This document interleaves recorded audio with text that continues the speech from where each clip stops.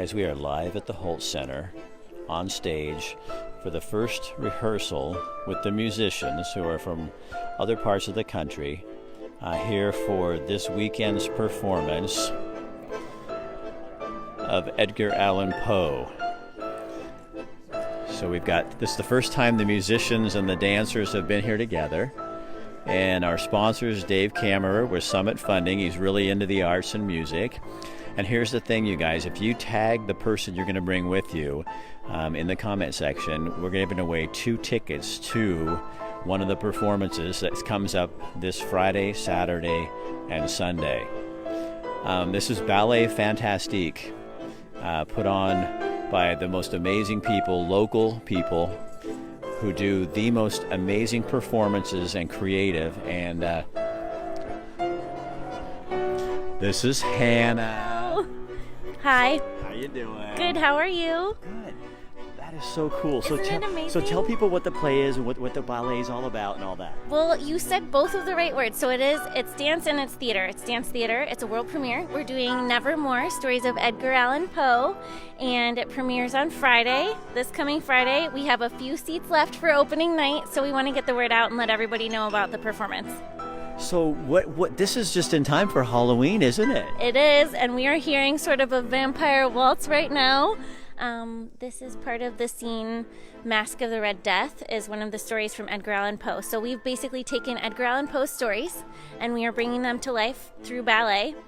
Don't know of a lot of ballet companies who have done this before. It's not real normal, is it? Not real normal, but we like doing things that aren't normal. So we think people might be familiar with The Raven or Annabelle Lee, but we've also got Mask of the Red Death, Cask of Amontillado, and Fall of the House of Usher. So there's all of these incredible stories and poems, kind of something for everyone, a little bit of romance, a little bit of the macabre, definitely people dying on stage several times. And you guys take ballet and make it super relevant and kind of on the edge, and you're doing some things a little different this year that you've never really done before. We are. So we found this incredible, basically he's a Edgar Allan Poe expert actor, and he travels all around the country and performs as Edgar Allan Poe. He has all just volumes of literature memorized, and it's incredible. So he is our guest, Edgar Allan Poe, and he is narrating and interspersing in the show to kind of guide people and tell them what they're about to see and bring them completely into the mood. I'm kind of thinking of this almost like when you go to a Cirque du Soleil show, how it feels like an experience. Right. When you're there, we don't want to do ballet where it's like, this is the audience and these are the dancers. We want you to feel like you're part of the story and you're immersed in it and you're being totally transported. So we've got these incredible stories, the poems, and then live music and live mixed sound effects. So David Kammerer, come here. Get over here. Get over by Hannah. Yay. So Dave and Hannah were talking earlier about some of the modern things you're doing with YouTube and that some of the composers for some of your music. Yeah, so one of the things that I think is great about Dave is that he supports so much live music in our community, and Ballet Fantastique loves live music, and it's a hallmark of what we do. I think we've done about, I'm trying to remember, maybe the last 70 shows have all had live music in them. So what we have done, we couldn't find the music for this ballet because it's not like Swan Lake or the Nutcracker. It doesn't exist already. So what we did is we just scoured entire, I guess, collections of different genres of music to really put our finger on what we wanted. And Ballet Fantastique's season theme this year is influencers. So we're setting the trends. And we thought it was really fitting and fun and appropriate that we found these YouTube celebrity composers. That is so crazy. Peter Gundry, who composes music for movies and video games and has never worked with a ballet company before, lives in Australia. So we reached out to him and asked if we could use his music for our new ballet, and he said yes. So we have a number of pieces by Peter Gundry. There are some pieces by Lucas King. We also found him on YouTube. And then because they're also influencers, we had to bring in music by Rachmaninoff. You're hearing some Khachaturian right now. There's Satie. So there's this classical music that's just beautiful and haunting and romantic and powerful, but then there's also this new classical music that feels really just fun and accessible, and sometimes even has technology and sound effects mixed into it. So show me some of the set. Okay, so this is the couch where Annabelle Lee is going to lay before she dies. The harpsichord is one of my favorites. Where's that? This is over here. So this is the backdrop that we got from LA. So really cool. The stone pillars are sculpted out of foam so that they're more lightweight and we can move them and manipulate them. And you guys have fog and everything. Yeah, the fog's getting tested out tonight. This is kind of our night when everything comes together. So there's the fog machine over there, and they're going to try all this stuff out tonight. So you're getting a kind of behind the scenes look at what's going on. Okay, let me show you the harpsichord. I'm so excited. So our artistic director, Donna, found this really incredible antique desk. Yeah. And we have this creepy haunted house scene for House of Usher. Everyone in it is basically losing their minds. So Nice, this harpsichord. Oh my God, that's awesome. We had a local artist who designed and researched that harpsichord keys are often in reverse. So our lead characters in the story can pretend to play the harpsichord when they're doing these really creepy parlor dances. So you'll hear the live music and then see the dancer pretending to play it. And the piano players. Yeah. Yeah. So this is one of my favorites. And of course, we always have to figure out how we can get things on and off stage quickly. So we have to figure out how we can roll it. We've also got these bloody hankies, which are really fun. Hi, Mom. So these bloody hankies are also part of the performance. Lots of candles, candelabras. Scarves, etc. So then we also have 2 quick change booths because after the first scene, when everyone in the story dies, everyone has to change their costume at the same time in the story. So we have to have lots of quick change booths. Go this way for me. Okay. So, right here. Okay. So I got some light on you. Okay. So what do you love about doing this? You've taken ballet to, you've been doing this for how long? We have been doing new ballets since 2000, so we're getting ready for our 20th anniversary season. And we love telling stories. So Ballet Fantastique is my mom, Donna, our artistic director, and we'll say hi to her in a second. Hi, Mom. Ashley, my sister, who is a principal dancer, and myself. And we've just started telling stories, and people would come to us and tell us that they just loved them and they loved seeing them and they wanted to come and see more. So you're making ballet the relevant, but you said a line over there and I want you to repeat that. The story, how did you say that? I think what we were talking about is the fact that so people think of ballet as being Swan Lake and the Nutcracker and Happily Ever After and princes and princesses, and real life isn't always like that. And so ballet is bringing real stories from that have more complexity. Ballet Fantastique is bringing those alive on stage, and also taking a famous work of literature like Edgar Allan Poe that we've really loved reading and bringing it to life on stage. And a character like the Raven, Donna, our artistic director, decided to make that character a dancer instead of just a bird puppet or something like that. And so it really gives body and force and power to Edgar Allan Poe and what he's writing about. It's incredible. So Donna, come here, Donna.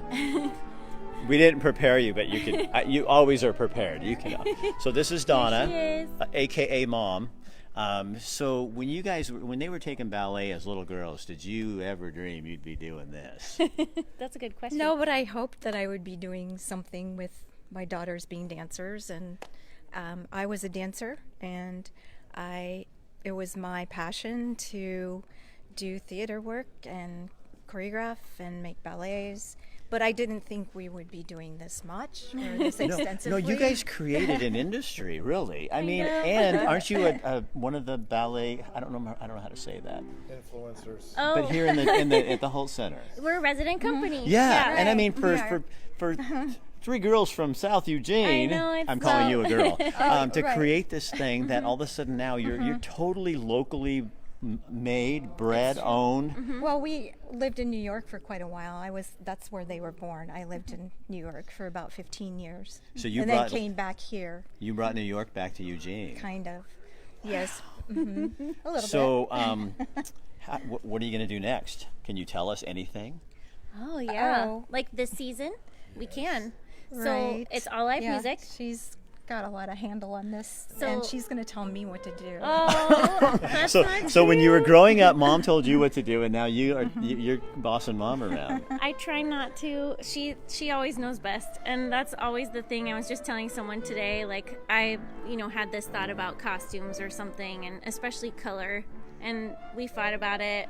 We get to have fights about the color of Zorro's pants and stuff. Right. It's really fun. Sometimes you have to pinch yourself, like this is my job. This is. At the end of the day, like it's so hard, but it's so fun.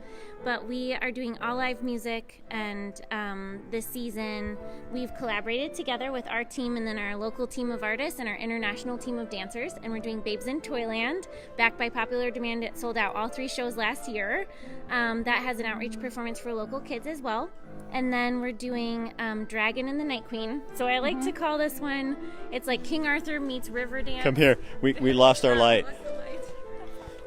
Oh, everyone's going on break. Rick, I got you. Dave is now. Look at that. Dave is now good. lighting. Okay. We're trying to. We, Guys, we can use a phone light. This is awesome. Perfect.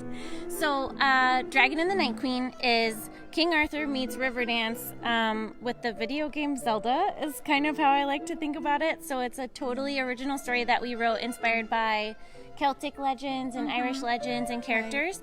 And the we. Morrigan and the. All these fierce female goddesses, dragons. It's really fun. So we've got those characters in March, and then this spring we're doing an all-new world premiere with Argentinian and Brazilian influence, and that's called Luna Mystica. Wow. So you guys, and all you have to do is go on Ballet Fantastique. That's a QUE at the end. Yes. And .com. .org. .org, and all the performances are on there. You can look and see everything that's on there, and you can also go to the Holt Center and buy your tickets because there are some left, but they're not gonna last. They're disappearing fast. Live. Yeah. Thanks, you guys. Thank you. Thanks, you. thanks, Donna. Thanks, Hannah. Thank you. So, Mr. Kammerer, we now sir. have light on us. So, Dave is a sponsor of the show because you kind of grew up with all this stuff, didn't you? I mean, you didn't do ballet, but No. music. I was lucky enough to be around the arts a lot when I was a kid, yes. So your parents were instructors at the University of Oregon in the music school, right? My dad was, my mom was a music teacher, and she's involved in all sorts of arts organizations, absolutely. So when you look at what Hannah and her mother Donna and her sister have been able to do, especially with ballet, because it's not something that some people would understand, and now it's understandable. Well, what's special about these people, this family, is that they understand the art at the deepest level, and then they're more expressive. That's what I like about Ballet Fantastique, and they are innovators. When you see their dancers, they're living their parts, and they're very expressive dancers. And ballet is not always like that. Right. That's what she talks about. Can you tell? She loves to tell a story. Yeah. They're doing all this new stuff, and the things they're doing, they've never been done before. I've never heard of going to influencers and YouTube and getting music, and then I mean that's just awesome, and that makes it relevant to people. She's so deep into the art that she's doing something this great, and I love that our community supports it, and I support it in a big way. This is very special. This is here in Little Eugene. We talk about Little Eugene. Right. Actually, it's a very special town because of this, because of these people here.